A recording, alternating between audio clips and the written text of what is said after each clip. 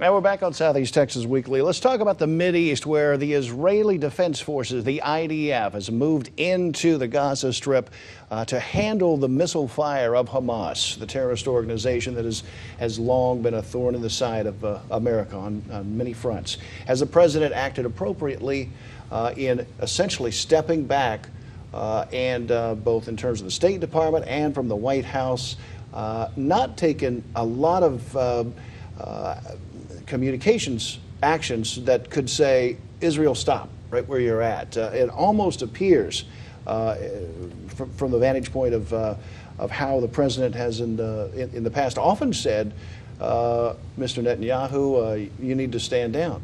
He's not. He doesn't seem to be doing that at this point. Appropriate action?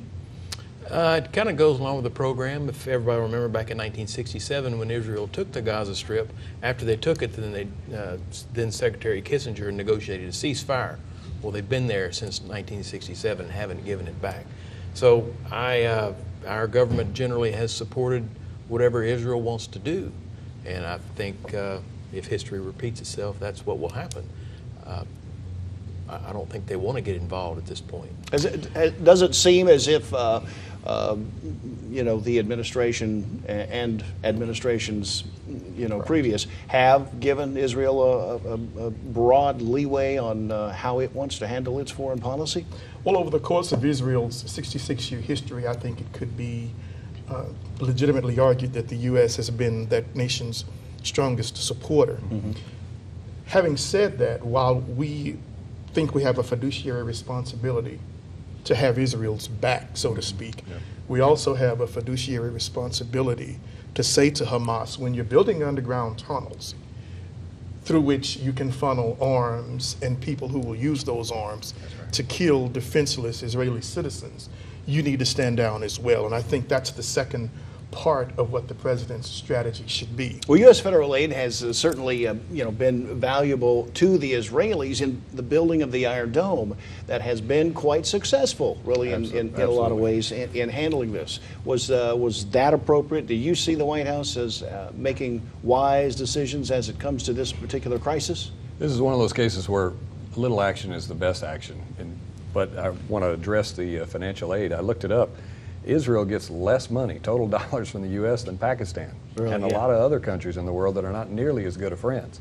So we keep talking about the money we give them. I think they just make a much better use of those funds than other countries do. They seem to be doing quite well. Anything wrong with the way Israel is prosecuting this? There's still thoughts in diplomatic circles about whether the Israelis will occupy the Gaza Strip, essentially continue on. Neither side appears to be talking ceasefire with any real ambition right now. Well, they can't continue letting Hamas fire rockets into their country. They have to go stop that. I mean, whatever it takes. Remarkable unanimity from the political sides.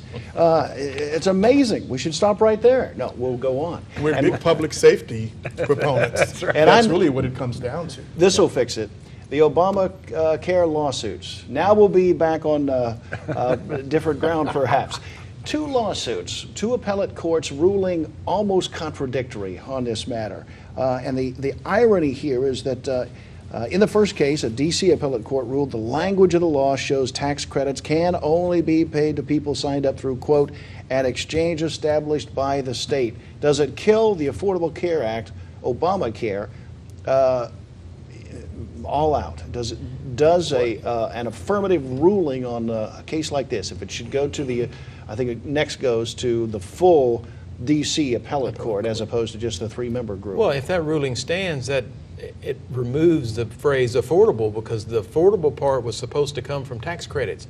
And if the 36 states that didn't allow their state exchanges to their citizens to procure insurance through those exchanges can't get the tax credit, guts the bill. Compelling argument. Thank you, Governor Perry. Put that.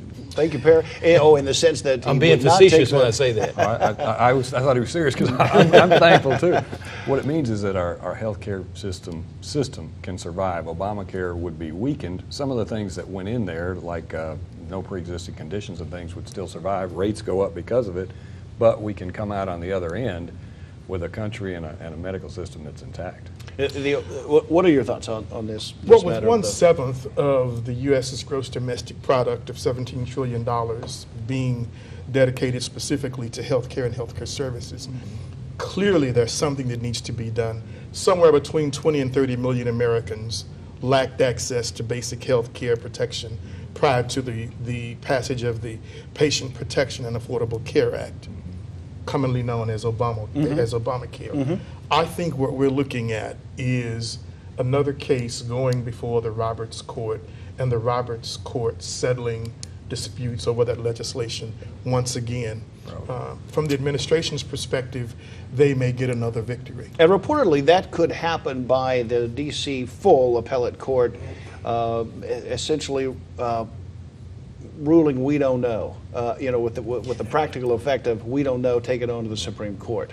So this thing could go on to the Supreme Or Court. how about the Congress just change that and say we'll just take that line out? Yeah. Won't happen in this Congress, not as long as the Republicans control the House. Simply won't happen. Not going to be affordable then. Well, even I don't if it's think so. affordable, people still don't buy it. Affordable doesn't mean that it's free, and so when there's any cost at all, people that have a choice that didn't want health insurance before still don't want it today, even if it's a lot cheaper. Okay. But they become a drain on the system, though. And we'll then cover we all pay. more of these same issues coming up, more political combat with our good friends W.L. Pate, Jeff Lewis, and Godfrey Leggett right after this break.